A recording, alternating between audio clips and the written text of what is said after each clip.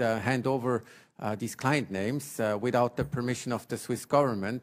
If I may just say in the UBS matter that Chairman Levin mentioned at the very beginning, the 4,500 names that ultimately were turned over as a consequence of a treaty that was entered into between the US government and the Swiss government that allowed that any accounts with at least a balance assets under management of 1 million and more be turned over.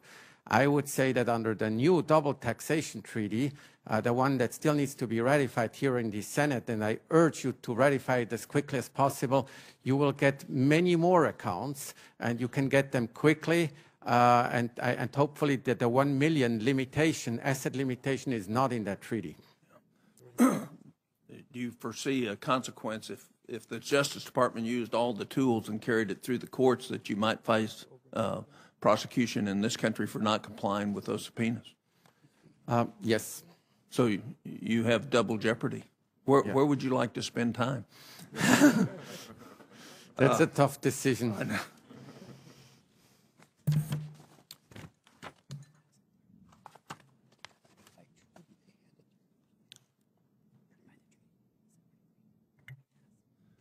The PSI report found that 1,800 different Credit Suisse employees serviced the 22,000 U.S. linked accounts.